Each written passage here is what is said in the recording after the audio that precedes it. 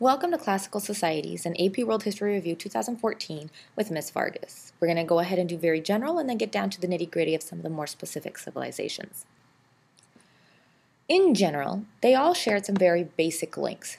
Part of that has to do with that they are bigger in size and political strength, meaning we have establishment of actual democracies and republics that hadn't been identified before, such as what you see in Greece and the establishment of a republic and eventual empire that we see in Rome.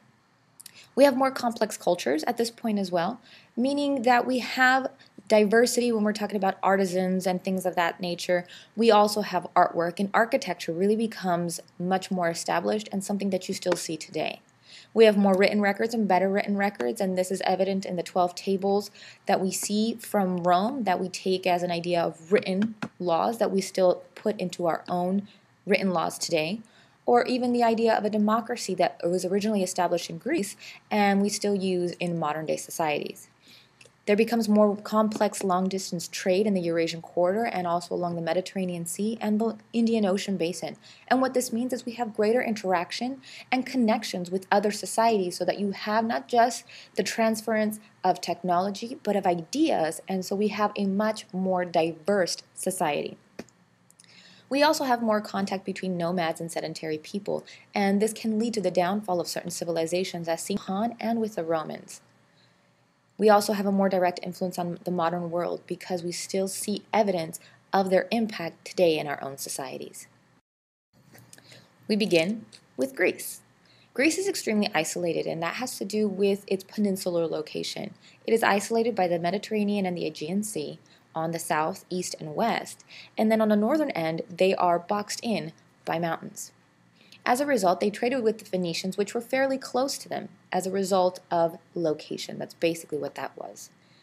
Because of that isolation, they were allowed to develop independent city-states, the polis or the poleis, which allowed them to have a very small idea of a democracy, but it was the beginnings, the inkling, starting with Solon and then Pericles, also expanding that to include all free men. This, however, does not include slaves, does not include women, and it does not include men that don't actually own land. So it's beginnings of democracy, but not necessarily an entire democracy that we're used to seeing today. We have the establishment of other governments like democracy, an oligarchy, and an aristocracy. We also have tyrants that eventually lead to its eventual downfall of the polis. In Sparta, we have a heavy military society. This has to do, again, with a patriarchal structure where the men are in charge, the women stay at home, but they have a large helot population, and the helots are the slaves. They became militaristic and they stayed militaristic as a result of their large slave population, I guess out of fear, in order to maintain that kind of control. However, do not be mistaken that the women didn't have some sort of power when the men went away for military exercises. The women actually were very, very powerful in Sparta because the men were gone for so long and for so often. In Athens, it was actually quite reversed for the women.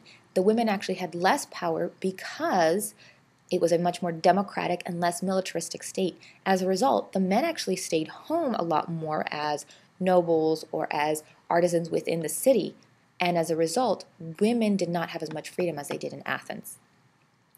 We have the impact of the philosophers that start to question and start to use reason and common sense in society instead of completely allowing the mythological gods to control their lifestyle. And this comes in the form of Socrates, Plato, and Aristotle, extremely important when starting to push against the norm, and their ideas were revolutionary. And then the Hellenic culture, which was established here and then spread as a result of Alexander of Macedon's travels and his conquering of other places. We continue with the Persian Wars, and we have Darius and Xerxes. And yes, I know Xerxes comes from the movie, and that's not what he actually looked like, but it was the most interesting one to choose from at the moment. We start off with Darius. The Persians wanted to punish the Athenians for interfering in Persian affairs, and so Darius was the one to actually instigate this. And they fought, and most significantly at the Battle of Marathon, and they lost against the Athenians and against the other Greeks. The reason why we get the word marathon is because in order to promote and to say that they had won, they selected one person to run all the way back to Athens from the site of the battle, and that was over 26 miles. But now, as the Olympics have taken and used it now, the idea of a marathon comes from that. However, he collapsed at the end and died, but nobody really talks about that. The other side is Xerxes. Xerxes wanted to avenge that loss, and so Xerxes instituted a campaign against the Greeks, and the Persians continued to fight throughout this entire time frame, and Xerxes actually lost. If you want to take the Battle of Thermopylae, which is the Battle of 300, and use that as an example, the Greeks were able to unite in enough time to fight against the Persians time and time again. So much so that we get to the Delian League. The Delian League was created as a result of all these skirmishes with the Persians. They united together in order to protect each other against the incursions created by the Persians. The conflict that came about as a result of the Delian League is that initially Athens was the one in control of it because they had the navy. And if you notice within the map, there is a huge amount of sea in between the city-states. And so because Athens had the better navy, they were the ones that controlled it, and they were the ones in charge of it. The other city-states had to pay fines or fund it. And once the Persians were no longer seen as a problem, they started to resent. The other city-states began to resent Athens, and we get to what we now have. The Delian League was largely controlled by Athens, and this had to do with their large navy. If you notice within the map, they are very much susceptible to a sea attack because of their location, because of the Aegean Sea on one side and then the Mediterranean and Adriatic that cover them on the other. So with Athens being the naval power, they were the ones that controlled the Delian League. This meant that others gave them money. However, that created an animosity once the Persians were no longer in the picture. There became several civil conflicts in between the poleis, and as a result, civil discomfort and unrest, and that led to the weakening of the city-states. Sparta eventually won out. However, the other city-states then became extremely angry and vengeful of Sparta, and so that continued conflict eventually led to the weakening of the city-states, and the Peloponnesian War allowed Alexander the Great to come into the picture. Alexander the Great to come in and take control and take advantage of all of that and become one of the greatest conquerors of his time. He was extremely powerful in his military strategy. He took after his father, King Philip II of Macedon, and he took the powerful army that his father created and used it for his own benefit.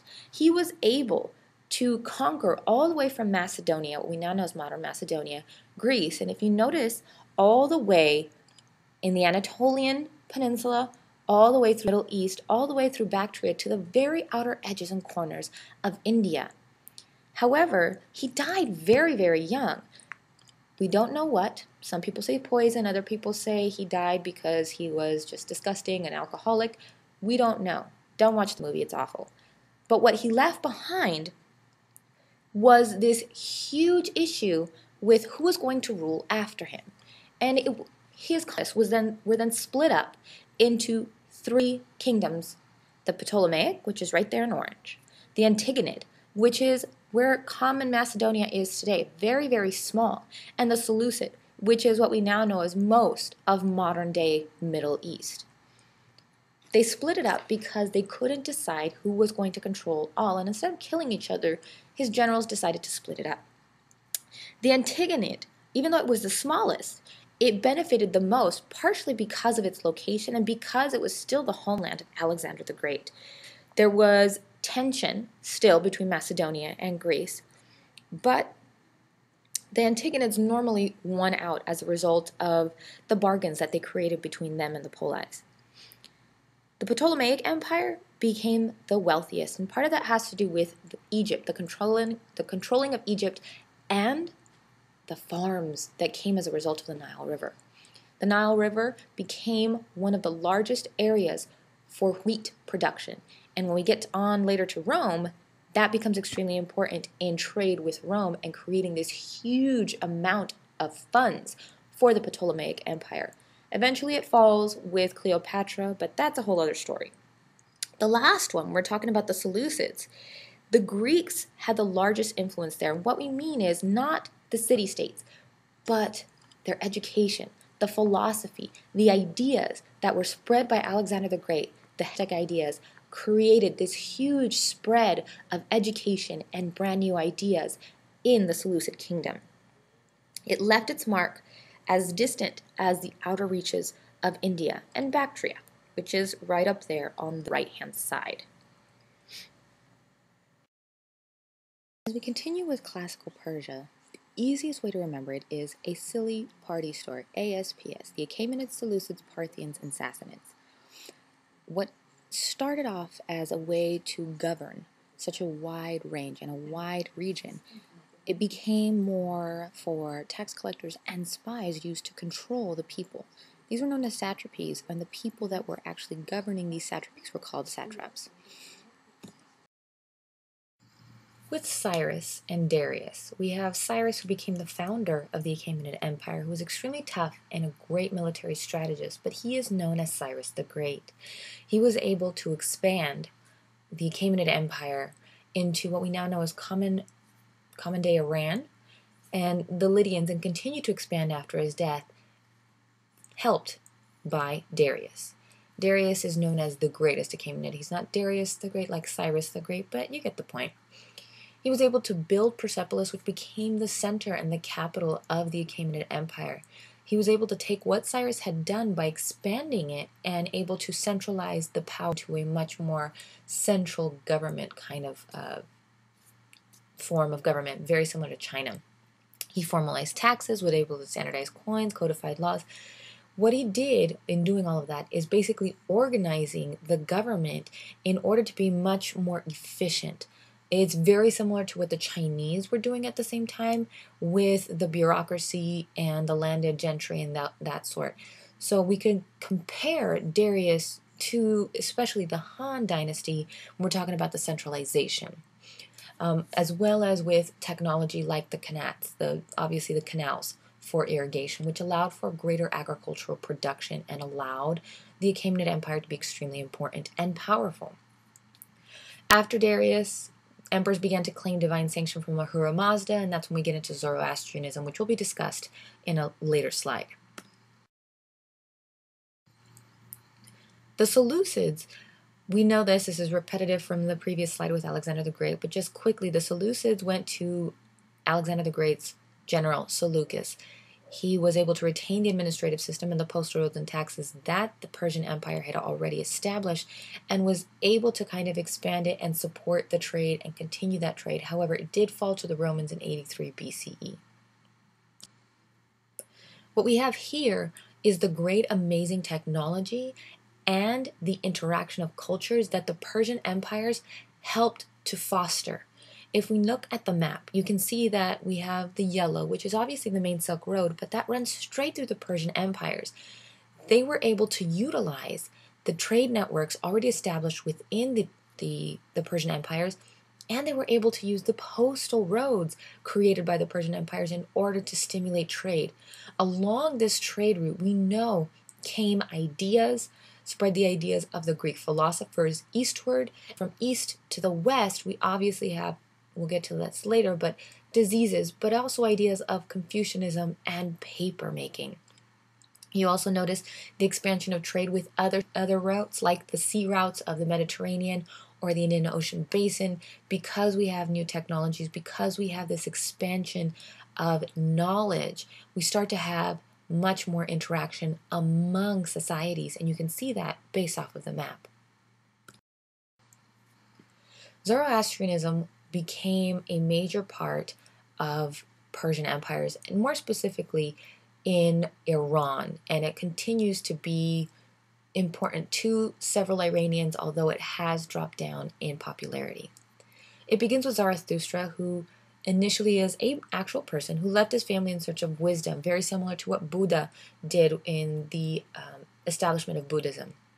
He was able to focus on nature, and it was seen as a threat, though, to the polytheistic ideas of Alexander the Great and the Macedonians. And so as he came along and conquered, he burned several of the temples to kind of put his stamp on the Persian Empire and to really establish the fact that he was the one in charge. However, this, of course, is going to create animosity. And so when Seleucus took control after Alexander the Great's death, he was actually more receptive to Zoroastrianism than Alexander was. The two supreme gods is Ahura Mazda and then Angra Mainyu. The fight between good and evil is basically what it is. What you need to understand is that Zoroastrianism was not monotheistic like most would have you believe. It did have other gods. Ahura Mazda is obviously the supreme one. Angra Mainyu is the lesser god, but he's also the evil aspect of that, if so to speak. So it wasn't completely monotheistic, so do remember that. It had remnants or ideas that monotheistic religions had, but not completely like Judaism and Christianity was, which is not until much later. The fight between the two was that good was fighting over evil, and eventually, after 12,000 years, we still don't know when that is, good will prevail and mankind will be saved. There is this judgment that humans will be undergoing under Zoroastrianism, very similar to what Christianity later adopted, and that this is slightly different, where your material wealth, what you accumulate with what you buy, becomes a blessing because you were blessed enough to be successful enough to afford that, and so you should see it as a blessing and not as a curse, and not let it overtake you with greed. The Gathas are his words, or Zarathustra's words, written under the Sassanids specifically, and they're the ones that actually fostered Zoroastrianism during this time period, and then Avesta became the holy book, similar to what we would consider a Bible or the Quran today. With that, we finally come to classical India. Classical India had two main empires, or emperors if we're talking about families, the Mauryan and the Gupta. What you need to remember, though, is that there's never a central government at this point because the geography doesn't allow that in India, and because there's such a huge diversity in the Indian subcontinent that permanent unification never really solidified like it did in China and like it did in some of the Persian empires, and so it became a temporary unification. The kingdom of Magadha was actually the beginning, and this is where the Mauryan Empire centered their kingdom and their power, and later on the Gupta as well. Chandragupta Maurya, which is there on top, was actually the first to have this idea of an India. And if you notice in the map background, he actually has quite an extensive reach. However, it's still not all of India, just that nasty little tip of India, and then Sri Lanka down at the bottom, and then that little part right there in the Bay of Bengal. You notice that Chandragupta Maurya was actually extremely efficient when we're talking about warrior status. He was able to unite such a large area and was able to control it, but not forever. His grandson Ashoka was the one to really extend that, and actually with the advent of Buddhism was able to spread Buddhism and became a follower himself. There's other regional kingdoms after the Mauryans disintegrated and became regional kingdoms again. The Bactrian and the Kushan, they were more further up north. When we talk about modern Pakistan, that's where we're talking about, those two.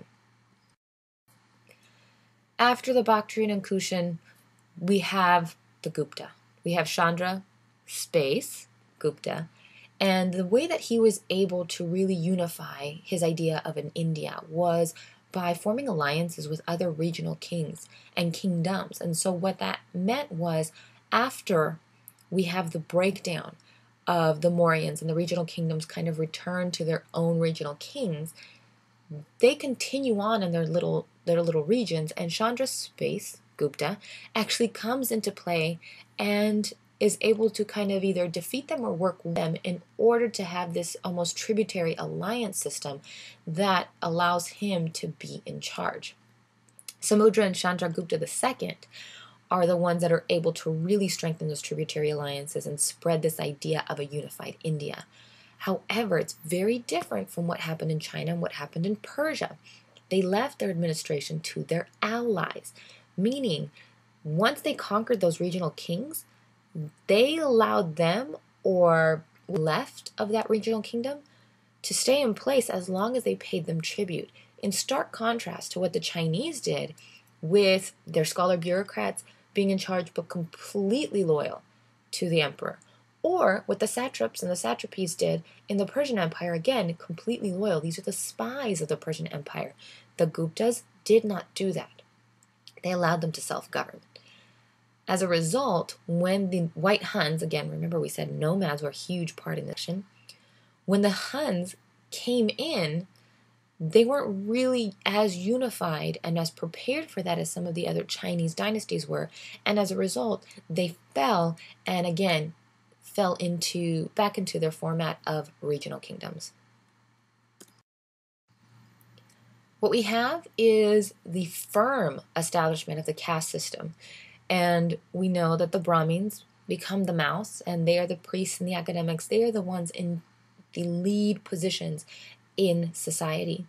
The arms of the Kshatriyas, they become the warriors of the kings. These are the ones that are the nobility, the ones that have the power, the political and social power to make these kinds of strong decisions about government and how things like taxes were going to be used. The Thais, the business community, these are the people that actually bring in the money, and this is the firm establishment, and that's why the thighs are representative of that. If you've ever done exercise and you know what squats are and it burns but it carries the rest of your body, that's why they represent the thighs. The feet are the Kshudras. They are the servants, the subordinates. They are the ones that pick up the tea and clean the homes, and they're the nannies and they're the maids. They are the people that are almost as if they are the silent majority to a certain extent. But they are still better than the feet. If you look, the feet are obviously the bottom, which isn't necessarily the best place because that's the part that gets the dirtiest and has most contact with the floor, which is considered dirt and filth. But underneath the dirt and filth is a caste even lower, which is the Dalit, or the untouchables. They do the lower order work, they're subordinate to everybody, and if you look at the image, that idea of a caste system is still very much alive in India today. If you notice, there is a protest of Dalits with the untouchables protesting through the city saying that we are people too. So even though we have this forward-moving economy in India, the idea of the caste system is still very, very prominent in there. For instance, in Bollywood films, you see the very light-skinned, even the ones with green eyes. Aishwarya Rai was beautiful, but she is very much a Kshatriya because she's light-skinned with green eyes, and that is what they look towards. They don't look towards the very Indians, which are those that catch and eat the rats in the fields because farmers don't want to do it. It's still very, very valuable. This ties in nicely to Hinduism because Hinduism and its social structure very much supports the caste system. And so Hinduism was strongly adopted in India, specifically central to southern India. And it has to do again with geography. The Deccan Plateau was going to block a lot either from going south or going north. And so Hinduism was a good way to kind of establish order for them. The epics are the Mahabharata and the Ramayana. The Mahabharata, there is a short little video there. I know it's silly and ridiculous, but it's a good way to kind of remember some of the core tenets of the Mahabharata. So go ahead and click on it if you want. It's silly, but I like it.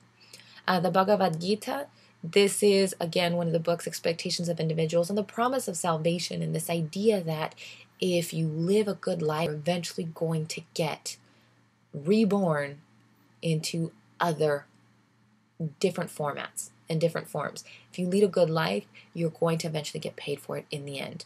So the idea of the caste system is, I know you're unhappy in your caste. However, if you stay there and you're a good person in your caste, in the future, in another life, you are going to be reborn and you're going to be grateful. So do with what you have, because in the future, you never know what you're going to get. Other religions of salvation during this time period that were given as a response to Hinduism or as another alternative, and Jainism is one of them. Jainism practiced this idea of ahimsa, or nonviolence. Everything has a soul, everything has a life, and so do no harm is the common idea behind Jainism. You don't really harm anything. You sweep the ground before you walk. You don't kill bugs. You don't kill a mosquito because they're sucking your blood, because that's what they're meant to do. And if they have a soul, you don't want to kill and eliminate their soul. It was an alternative to everything else that was going on around the time, because this meant that the caste system didn't really fit in this idea of Jainism. And so those that didn't really appreciate or value Hinduism and its relation to the caste system saw Jainism as another choice. It didn't recognize social hierarchies, and so that was something that was really beneficial to the people during this time period. The other response and possible solution to Hinduism and the caste system was Buddhism. Obviously began by Siddhartha Gautama, who was originally of noble blood and noble money. So he had money, but he started to question the necessity of material goods. And as a result, he removed himself from society and was an ascetic for quite a long time until he became enlightened. And what we have now as a result of that is the Dharma with the Four Noble Truths plus the Eightfold Path. So that's a combination of them together. What that involves is that, first of all life involves suffering. It's a crappy way to think about it, but that's his idea. Desire is the cause of suffering. So if you want something and you desire it, then you're going to suffer. And that once you eliminate that desire, you bring an end to that suffering. So once you eliminate all of your wants, your suffering will end. And at the end of that, a disciplined life conducted with the Eightfold Path is going to help eliminate that desire. So basically, he gave the Four Noble Truths, which is, this is what it is, and the Eightfold Path is how to eliminate those. It demands right belief, right resolve, right speech, right behavior, right occupation, right effort, right contemplation, and right meditation. So if you do all of those things correctly, then you help to eliminate the desire and you help eliminate your suffering. The whole reason was to gain attainment of nirvana, perfect spiritual independence. And very few people have claimed to actually have reached nirvana, and most of them do it near death. This became appealing, and mainly appealing because, again, it went against this idea of the caste system and social structure. This was beneficial to those that didn't really want to be a part of that caste system and didn't see a space for them there. The problem with this, it was an extremely ascetic lifestyle, and a lot of people weren't willing to make that kind of sacrifice. However, it did get promoted specifically when Ashoka was supportive of what was happening with Buddhism, and he actually supported this, and as a result, it did help to spread it. But there came a solution with Mahayana Buddhism. Mahayana Buddhism was, from its earliest days, attracting merchants and artisans and others that were on the lower side of the caste system.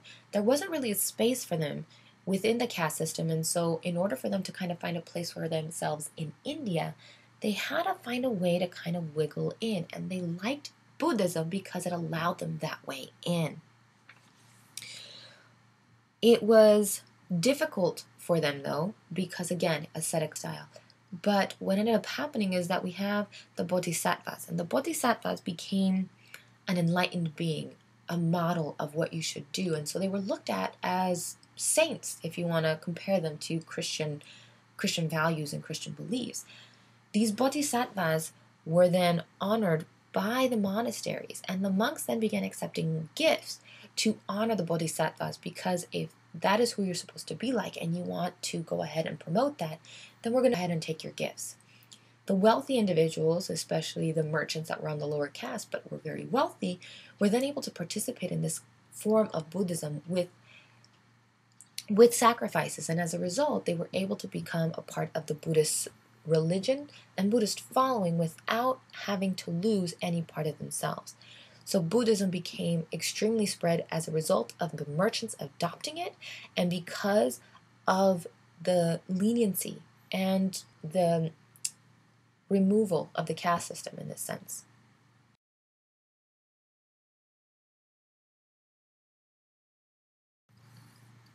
Wu Wei is the disengagement from the affairs of the world. So completely removing yourself from what is happening around you, because once you do that, then everything else kind of falls by the wayside. This was a very strange way to look at how to deal with the Warring States period, because if you're not going to get involved and everything just falls away by the wayside, you flow and you go with the wind and the water. That's not dealing with the issues at hand. But Lao Tzu really believed that this was the way to go ahead and solve the problems of the Warring State period. Lao Tzu was an educated individual, and it just meant that you're going to go ahead and try and understand the world and nature and everything around you. But that also meant that you were going to remove yourself from what had been around. And so Taoism is still very much followed in East Asia, but it did not gain a following, and it didn't help to solve the problem of the Warring States period. We're going to go backwards again, and we're going to go back to Confucius. Confucianism and Confuci. Confuci is a Chinese man who tried to address the problems that was happening at this time. He was straightforward, but also very conscious of who he was as a man, and he was never really a successful bureaucrat in any sense of the word, but he was successful in really establishing early Chinese culture, and that is why he's so important. A work that has been extremely important when we're talking about Confucianism are the Analects. This has helped to really establish and gain a written record of Chinese political and cultural traditions up to this day. His ideas were moral, ethical, and political, and this is where we get the Li Ren and Xiao from. The Li Ren and Xiao are extremely important when we're talking about Confucianism. So let's go ahead and begin with Ren. Ren are people that are courteous, respectful, diligent, loyal. It is this sense of humanity. You are respectful and you are a human being above all. If we go to Li, it is propriety, meaning you are appropriate at all times. The sense of being appropriate for the right situation at the right time and at the right place. And basically, don't act a fool. Don't act a fool in public. Act your age, and don't act like one of those mamas that likes to wear clear heels to church. The next part is Xiao. Xiao was also important, and this is basically filial piety. And filial piety, we know, means honoring thy father specifically. This became extremely important when we're talking about honoring your ruler. If your ruler is the one that takes care of you very much like a father, then that's the one you honor with respect, with Li, and with Ren. Mencius was the one to really promote Confucianism and take the ideas of Confuci and Confucianism and really run with them into classical China. He advocated government and using benevolence and humility within government. However, it didn't really help respond to the problems of the Warring States period. So we have legalism, finally. And with legalism, it's a very different way of looking at the world. Legalism, we have the biggest theorist, the most influential with legalism is Han Feici. He was actually a student of the Confucian scholar Xunzi, but Xunzi was not able to really respond to the questions of the Warring States. Han Feici took this idea and really changed it and transformed it into legalist doctrine. They wanted to get as many people into cultivation or military service in order to serve the state, not artists, not artisans, scholars, educators, none of that. It was to serve the state for the greater good. That's what he wanted. And so that's what he believed that all people should be doing in order to make China or Qin better. They were very black and white, not as free-flowing, not as respectful, but that is what actually got it to end. The Warring States period ended because legalism was used by the Qin dynasty. Political unification occurs during this time period. What we really need to know or be aware of when we're talking about the Zhao is that the mandate of heaven, obviously God-given right to rule, was extremely important during this time period and established by the Zhou. And what the Zhou began to do, which the Qin dynasty eventually completed or tried to, was this centralization, this idea that creating a centralized government was extremely important to the forward progress of any kind of people. And what happened is, once the Qin dynasty and Qin Shi Huangdi used legalism in order to create this idea of a legalized and central China, they were able to use the mandate of heaven and expand upon the centralization in order to create a much more organized society. What Qin Shi Huangdi did after winning and after gaining control is enforcing his opinion and his thoughts on the entire realm. What that meant was elimination of any ideas that were opposing his own. Critics and books were eliminated, and there's a great painting down at the bottom where the books are being burned on the left, and the critics and the scholars that contradicted Qin Shi Huangdi are actually being thrown into a pit of fiery hell. This is actually very, very much what he did, and you can see the ones on the left are being held by their soldiers in order to see this is what's going to happen to you, so watch. Again, very cruel and unusual, but it helped to have him gain that kind of control and to instill fear in people at this time period. He was also able to establish quite a few regulations and organize society very similar to what happened under Darius. A common written language became established so that all of government and even the little governors could all use the same written language, and so there wasn't any kind of confusion there. Weights and measures were established. Silk was encouraged because the Silk Road came as a result of this silk production. And the Great Wall. Some people say it started because he started to go crazy and he built the Great Wall, so thinking that he could block out the nomads. However, others say it was a great military strategy. There's a great story about the Great Wall that is actually true, that he would conscript people from his realm to go ahead and work on the Great Wall. And once you were no longer strong enough to really work anymore, they didn't send you home. They killed you and became a part of the wall. So the Great Wall really is made of Chinese. The Qin dynasty was not very long. And the reason why it's so important is because this is where we first get a unified China. It does not ever really diminish after Qin Shi Huangdi. After his death, though, with rebellions and revolts in the outer corners of the realm, they were never really able to establish anything after that. On top of it, didn't have any heirs, and so there wasn't anything else to continue the mandate of heaven with the Qin dynasty. After the Qin dynasty, we have the Han, and the Han becomes one of the most important in Chinese history, one of the longest as well. And it all began with Liu Bang. Liu Bang was extremely ambitious, and he was able to really take what the Qin had done and expand upon it. He was able to restore order throughout China after all of the rebellions and named the dynasty after his homeland. What Liu Bang attempted to do, especially at the beginning, is centralize what was really happening by increasing the bureaucracy.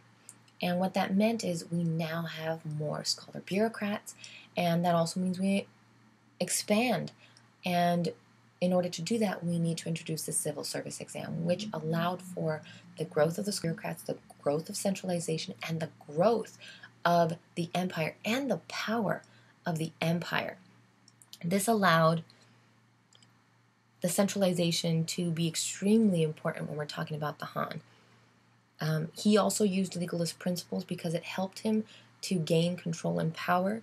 And Han Wudi then continued what Liu Bang had begun and continued with the scholar bureaucrats and increased it and to increase the numbers. And this is where it starts to get a little off, because once you start to increase the number of people that are actually working in the government, you increase the number of people that you have to ask for things, and red tape becomes a big issue, and that's what started to afflict the Han Dynasty, but we'll get to that eventually. Han Wudi was very good at expanding the education program because he felt that this was extremely important. With the expansion of the bureaucracy and civil service, this also meant that education had to be expanded, and they adopted Confucius ideas in order to expand the education system. And again, this is why Confucianism is so embedded within the culture, because it literally touched every single aspect of the lives of the Chinese people. They were able to expand all the way into Central Asia and into the Xiongnu, which were the nomads up to the north. So they were able to go all the way into what we now know as modern-day Siberia and Mongolia, which is a huge, huge realm and a huge, huge region. They were patriarchal in nature. Obviously, we have the technology of the ox-drawn plow and collar, which allowed for greater agricultural production. Again, population increase, we have technology being shared, and the Silk Road helped to go ahead and spread those ideas further west as well. We had the introduction of paper during this time period, which didn't exist, which is pretty amazing if you think about it. This idea of using paper instead of papyrus, actually using pieces of paper and wood in a very different way. This became extremely important for China in writing and keeping written records, and this was also transferred along the Silk Road to Western lands, to where Western areas like the Persians and like the Europeans or the Byzantine Empire really adopted that and used that as well as something beneficial to record keeping. Today in modern China, there are still not machine factories, but there are little cottages that are still using this format of paper creation. And it is an art form that is extremely difficult, but they're still keeping a part of their history. With the decline of the Han, what ended up happening is that they became extremely large, and with that becomes the difficulty of trying to maintain that kind of control for such a large region. And this happened with Rome, and this also happened with the Soviet Union, where it became so large, it became very difficult to try and really rein in all of that, and it became expensive to try and expand and control all of that at the same time. So in order to kind of offset the expense of the economic expansion, they decided to raise taxes, which in a regular society that didn't have economic strain, it could have been seen as beneficial. But what started to happen is you raise taxes, but you also start to confiscate land from the wealthy, and the wealthy become extremely angry and upset because this is their land and this is how they pay their taxes. So if you take that away from them and increase their taxes, you decrease the revenue strain and you decrease their profits, and hostility starts to grow amongst the wealthy. And those are really the people you don't want to upset, because those are your supporters. The gap continued to grow between the rich and the poor, which is most evident through the Yellow Turban Uprising, because it was such a wide gap, because of land confiscation, because of raising taxes. All of this allowed the wealthy to really take advantage of that, but also allowed the poor to continue to get more poor. And the Yellow Turban Uprising shows all of these people poor gathering together and rebelling against the Han Dynasty. It was eventually put down, of course, with violence, but again, it's very, very evident that they were not dealing with the issues. They were trying to put a Band-Aid on a broken leg.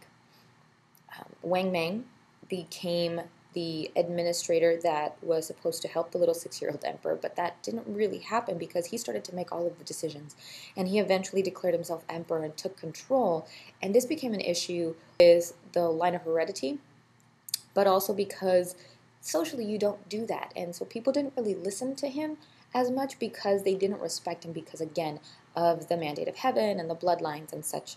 And so some of his decisions actually were good, but because of the difficulties of the entire realm not necessarily behind him and supporting him, this eventually led to a deeper and further decline of the Han. The different factions at court, we have different issues when it comes to the different political factions. Some wanted to be much more conservative, others wanted to be more liberal with some of the policies, and others just wanted to kind of have a finger in the pot and take advantage. And as a result, the emperor and and the rest of the court were pulled in several different directions. It didn't help that the generals as well in the military supported the emperor for a certain point, but they eventually lost respect, and the emperor lost control of the military. The generals created their own factions, and their soldiers, which are loyal to them, were supposedly supposed to follow the emperor, but since the general didn't follow the emperor, they followed the general, and this led to discontent. And if you don't have the military behind you and supporting you, you have nothing, because that is basically your strong arm, and if you don't have your strong arm, you are left weak. There continued to be nomadic invasions and incursions from the north. Even though they dealt with the Xiongnu, it doesn't mean that those were the nomadic invasions, and so that led to the eventual decline of the Han, and the Sui dynasty takes over. What you need to understand about the Sui dynasty, though, is that they didn't really have any kind of really strong influence like the Han or the Tang dynasty that followed them. Classical Rome. Classical Rome is my favorite. The reason why classical Rome is my favorite is because I've been there, but also it interested me when I was very young. If you notice, the purple classical Rome title up there is a hyperlink, so if you want to go ahead and click on that, you can go ahead and get sent to a little video. It's silly, I know, but it's cute. Some of the major issues or innovations that happened during classical Rome was going to be the road building. The road building was extremely important. There's a saying, all roads lead to Rome, because at a certain point when we have classical Rome in its heyday, it was true. There were roads all the way from the north of Africa that led specifically to Rome, because that's where the money was, and that's where the gut was, and that's when it became a real big empire. All of the roads did lead to Rome, which allowed them to have a Mediterranean empire because they controlled all the lands that touched the Mediterranean Sea. And this was huge because this meant that they controlled not just trade, but money and food and culture and society. And this impacted all of that region to be somewhat similar when we're talking about government, we're talking about technology, when we're talking about the way that society was set up. And at its height, the Pax Romana, Rome was amazing. This is very evident in its technology. They have things like arches, cement, apartments, these aqueducts that sent water from the mountains into the city that you can still drink straight from the fountain in Rome. Those are pretty amazing. The fact that the technology that was created, that we still have stadiums today based off of the Colosseum that classical Rome instituted, is amazing. The fact that you have acoustic buildings as a result of what classical Rome gave us is amazing. The fact that we still have those arches used today, and that was then built upon when we're talking about Gothic cathedrals and more modern cathedrals and buildings. The Capitol building is based off of technology that we learned from classical Rome. It is pretty amazing. We lost after Rome fell, but that's a whole other issue. Trade and travel became quite extensive. They used, obviously, the ends of the Silk Road in order to benefit themselves. They obviously used the Mediterranean Sea and used travel as a way to make connections across their empire. Roman citizenry was extremely important because this meant that any person that they conquered, they became a Roman citizen. So this meant more voting, more elections, more participation in what we now know as classical Rome. This meant that a Gaul from France could still be a Roman citizen, the same as somebody from Carthage from the North Africa. Huge, huge, huge when we're talking about participation in classical Rome.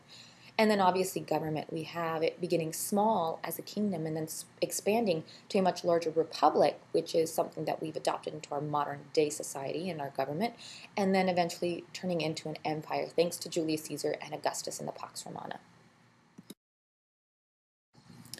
This just does a real quick brief run through from kingdom, republic to empire.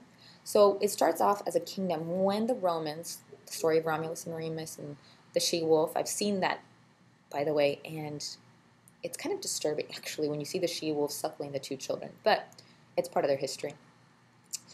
And they come and take over from the Etruscans and create this kingdom, and this kingdom of Rome with 7 hills surrounding it.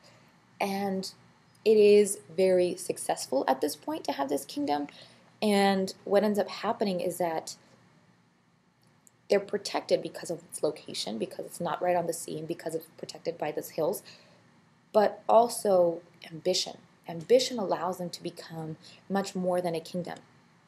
What happened in the 500s, early 500s, is that we have nobility in the kingdom, and they don't really like what's happening. And so as a result, they turn from a kingdom to a republic, and they replace it with an aristocratic republic. What that means is that the aristocrats are really the ones in charge, and they create this senate of patricians and plebeians. Patricians, obviously, we know, are the wealthier ones, the ones normally that hold land and that have quite a lot of money, whereas the plebeians are seen as more as the commoners. They are free men, but we have this distinct difference. If you notice, this is very similar and actually copied almost exactly from what was happening in Greece. The patricians and plebeians start to disagree, and this has to do with, promises made on one side and not kept on the other. This has to do with the taxes and what benefits whom. And of course, since the patricians hold the most power and they have the most money, everything that's going to be decided is going to benefit them. And this becomes kind of like the wrench in the whole issue.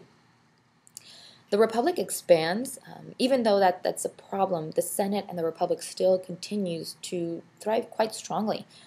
And this has to do with their economic wealth. They get so big and so powerful that they decide to expand, and they expand throughout the rest of Italy, as we know as the Boot, all the way down into Macedonia and to Greece, part of the Anatolian Peninsula, and then we get to Iberia, which is obviously Spain, the Iberian Peninsula, and then we get to the Punic Wars. And what we mean by the Punic Wars is the Carthaginians, basically northern Africa. The Carthage Wars, they forced many of them into slavery because the Romans are just that much better. And they really, really then gain control and place their stamp on it by salting the earth. And when you salt the earth, what that means is that you put salt on it so nothing can ever grow there, ever again. Basically telling Carthage, you are ours forever and ever, amen. And don't you ever try to think that you are better than us. And that began their incursion into North Africa and their continuing control of North Africa. We have the Gracchi brothers that tried to make solutions between the patricians and the plebeians, and they tried to do social reform. Tiberius and Gaius Gracchi, similar to Wang Mang in that they tried to bring a distribution of land, but it didn't really work, especially the people that actually like to control land. They actually were both assassinated, and they tried to really just eliminate what they were trying to do because they were trying to do social reform, but it didn't work because nobody wanted the social reform. It fell into civil war because now we have the patricians and the plebeians fighting for each other until the nephew of General Marius, by the way, is awesome because he was the one that really was trying to work for the plebeians, where Sulla was really more for the patricians. His nephew, Julius Caesar, comes into the play, and dun dun dun, we have this idea of an empire. He initially was not supposed to take control indefinitely. A dictator is one that was supposed to take control for only 6 months. And after he took control for 6 months as dictator, he continued to reinstate himself as dictator until he finally made himself dictator for life. He was extremely popular. He created this sense of achievement, and he ended the Civil War, and that's why he was seen as so important.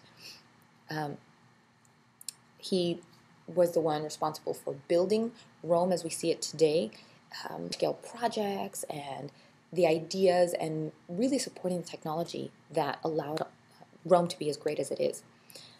However, because of that, many of the elites actually did not like Caesar because of the way that he was taking Rome. And so as a result, we all know Et tu, Brutus, killed, and 44 BC, they assassinated him, and he never had children.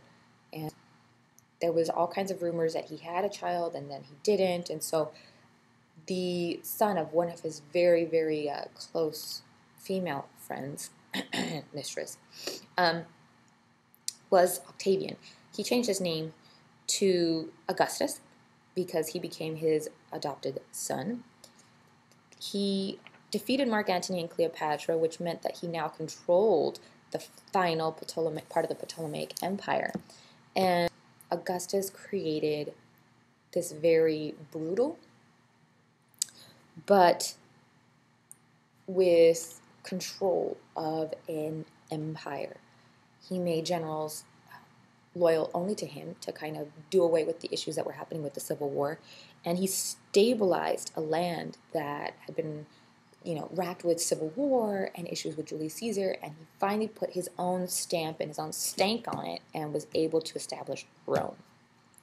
He continued to expand, and those after him continued to expand as well, into expanding Rome into the largest region, all the way to Hadrian's Wall in Great Britain, down into Egypt, into the Nile, into Germania, to the Danube River, down into what we now know as the Fertile Crescent in Mesopotamia. It was quite extensive.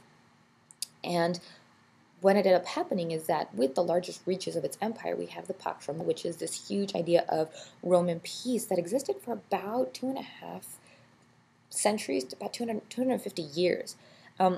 There were some occasional flare-ups where you have conquered peoples that rose up against it, but that was small in comparison to the civil wars beforehand.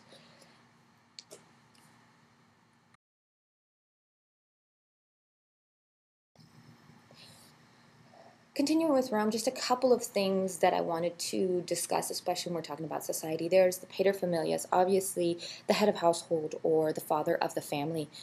We know it's a patriarchal society. We know that the father is the one in charge, and he would essentially make all the choices for all the family, including the women. Even if you do have a very powerful woman in the family, it's still the paterfamilias who is the one responsible for them. And so they made choices for the entire family.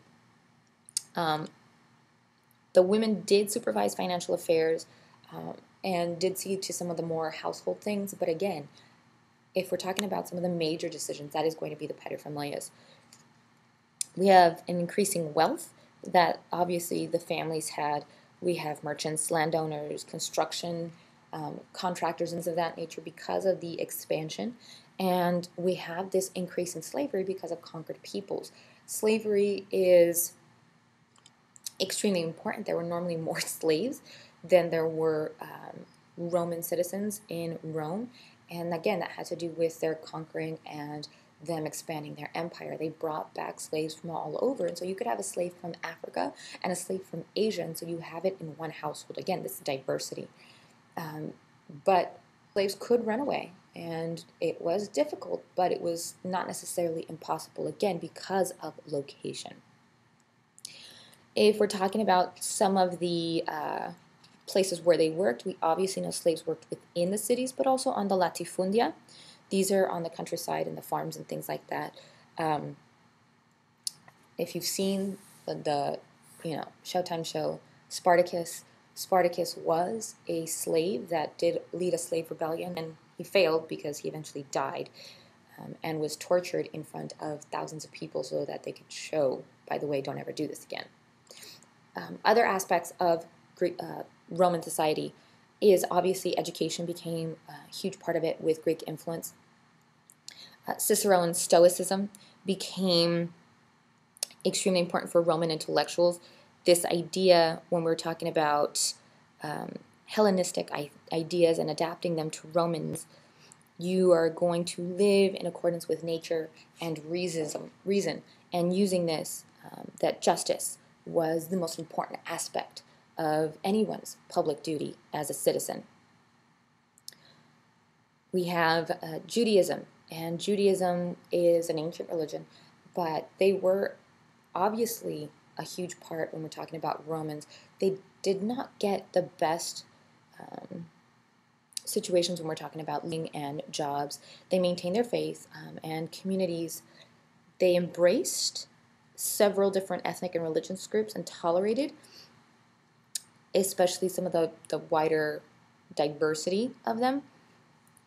But you were required to have complete loyalty And within the empire, this was an issue because Judaism is obviously a monotheistic religion, and this was a huge issue with the polytheistic Romans. And so there was direct clashes, especially after the destruction of Solomon's temple that supposedly held the Ark of the Covenant in 70 AD. Some actively fought them, others looked for saviors, like the Essenes. They shed light on the idea that looking for a savior to save them from the Romans. Then we have Jesus, and everybody is very aware of Jesus. If we take Jesus out of the context of religion and we look at him as just simply a man that created political instability and questioned what the Romans were doing at this time, it's humongous, because that means that you have a political dissident, not religious, but political dissident that the Romans automatically are going to have issue with. On the religious aspect of it, he starts to question the political and religious authority of some of the religious figures within Judaism, and this becomes an issue for them as well. And so he's kind of getting it from both sides. Now, Jesus became an inspiration, and he helped to inspire the advent of Christianity, which means that we have a religion based off of this political figure. Survive separate of each other, and were quite successful until we start to really see the advent of Christianity really being adopted, especially by Constantine in 313, especially when he ended all persecution against Christianity, and then eventually became baptized on his deathbed. This, of course, was seriously promoted by his mother. And what happened with that is that Christianity became extremely important to Byzantium. Once the Roman Empire really started to weaken as a result of generals becoming too powerful and gaining a lot of strength and support within their own soldiers, there became disruption within society. It became too big to handle, especially the western part, because that still included northern Africa and everything up to Hadrian's Wall. And so as a result, they had issues, again, with land distribution, with citizenry, and people didn't always want to be citizens of the great Western Roman Empire. And so we have insurgents, and we have the Visigoths, who eventually came, and Odoacer, who comes and finally destroys the city of Rome, because these nomads, again, remember from the beginning, these nomads came in and upset the entire nature of what was happening with Rome. And so all of that stability on the western end completely collapsed. While on the eastern end, we have Justinian and Theodora that really took in the ideals of Rome and Christianity and adopted them and embraced them and created this whole other Western divide, where the Eastern society became much richer and much more powerful after the Western's fall. We have the establishment of Justinian's Code, again, this codification of laws. We have the creation and the building of Hagia Sophia, which is beautiful and still stands today, where people can go and visit. But we have a huge impact as a result of the Byzantine Empire. It leads not just into the classical, but also the post-classical period. And obviously the inclusion of Caesaropapism. This is including very much the power given to them from God, again, very Christian way of thinking of it, and including the political aspect, so combining religion and politics together in order to guarantee this idea of God-given power and God-given right. Very, very important and very similar to the mandate of heaven that the Chinese were still practicing.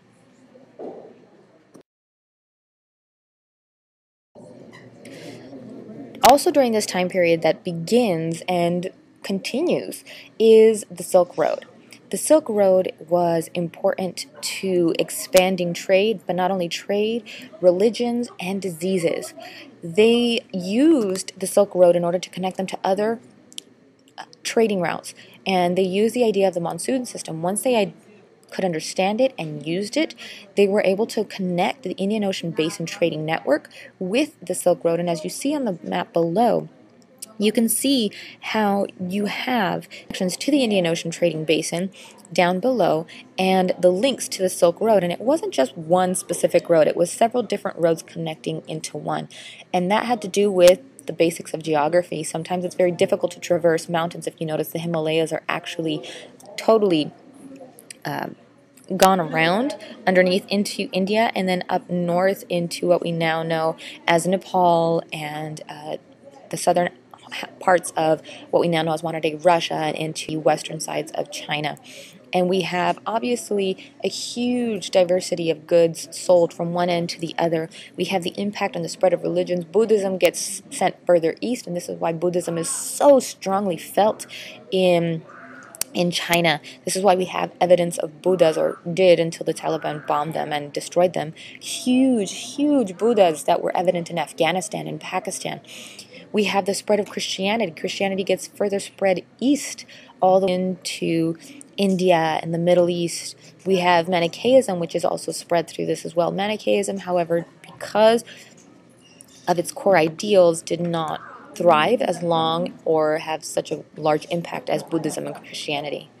With this also comes the other aspect, which is the spread of diseases, and the Black Death did use eventually the Silk Road, but other diseases that also were spread along caused death and destruction, and the Silk Road was to blame for that. We have the advent of trading cities that became extremely important during this time period as a result of the Silk Road that started and flourished during this time period, but with the Silk Road being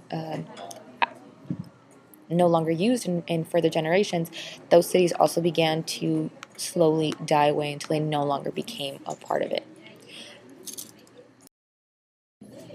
What we have is the Maya and the Moche, and this is from the Americas. We don't really have a lot of connection from the classical societies in the Eurasian continent really connected with here because we don't have that technology yet. However, we still do have a lot of evidence of classical societies in the Americas, in the Maya and the Moche. The Moche not as much, we don't have as much evidence, but the Maya we do. There's obviously architecture, there are huge, beautiful pyramids. We have a written language that is deep and rich. We have a religion that, yes, was stuff like human sacrifice, but a big difference between the Maya and the Aztec, especially when we're talking about artwork, is that the sacrifice that the Maya did, that was done willingly, and most of the time that was nobility bloodletting in order to thank the gods or to ask the gods for something. But again, that was willingly. The Aztec were unwilling participants, normally slaves or prisoners of war. They expanded into what we now know as the Yucatan Peninsula, down into Guatemala and Belize. We have evidence of those temples that you can see on the map, and the Mayan world was extremely important, but again, it did not rely on a river system like the other civilizations in the Eurasian continent relied on. It was limited as well to the jungles, so it was very different than the other ones as well. They eventually dissolved and were no longer heard from. We still have, people that claim Mayan descendants, but there's no reason that we know of at the moment why the Maya eventually dissolved. Some people say political infighting, others people say that they were completely enveloped by other societies, and others say that environmental degradation led to their eventual downfall. The Moche are unique in the sense that we now have evidence that they were actually ruled by very powerful women, and this allows them to be unique because we don't have that in anywhere else during this time period. There were actual tombs found of very powerful women with warrior status symbols in their tombs with them. But they again also eventually dissolved, and the region where they now stand is again where the Inca also became very, very powerful during that time period. And now we know Peru and Ecuador and Chile as an evidence of that. What I have for everybody here is a whole bunch of links for Crash Course Review. This is directly linked to this time period, and the names up there obviously indicate not just the chapters, but the themes and the classical societies that are discussed during this. Use them or not, but they're a great way to go ahead and help you review some of the major points for AP World History. Good luck!